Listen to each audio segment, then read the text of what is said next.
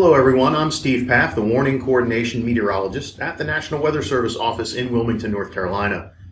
In addition to collaborating with our partners promoting weather safety and coordinating warning operations, my responsibilities occasionally include conducting storm surveys, especially when we receive reports of damage. I'm often asked, why does the National Weather Service do storm surveys, and how can you tell if the damage was caused by a tornado or a microburst?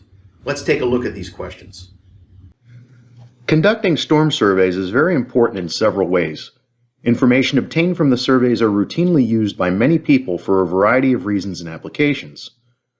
The data may be used by insurance agencies and the public for claims, as an example.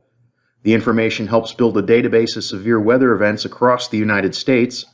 All storm damage information from around the country is formally documented in the monthly National Weather Service Storm Data publication. From this, you can determine a climatology of severe weather events.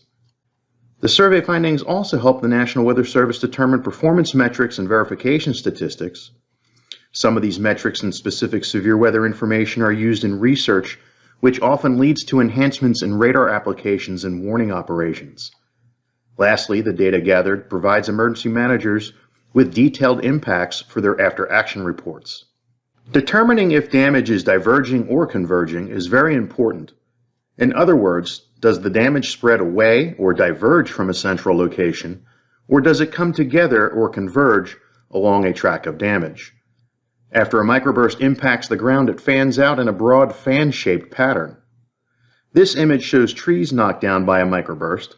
Note that they are knocked down spreading away or diverging from each other. Meanwhile, damage from a tornado is typically longer and narrow as debris loads into the tornado's path. This image on the right shows tree damage from a tornado which hit Ammon, North Carolina on April 16, 2011. Note that the trees in this picture seem to come together or converge towards each other. The overall scope of damage can be a clue as well. Since damage from a microburst is broad and generally short, the damage is typically spread over a wider area. The image is a map of microbursts that struck Wallace, South Carolina on April 13, 2020. Look at how random the observed damage was spread across a broad area. This aerial image of damage in a forested location is much different. Note that the damage is confined to a swath narrower than it is long. The image on the lower right is an aerial photograph of the Bladenboro, North Carolina tornado from April 16, 2011. The tornado in this photograph moved from left to right across the image, and it is another excellent example of how tornadoes typically cause long and narrow tracks. Sometimes it's not easy determining what caused the damage, and it is harder to piece together the information.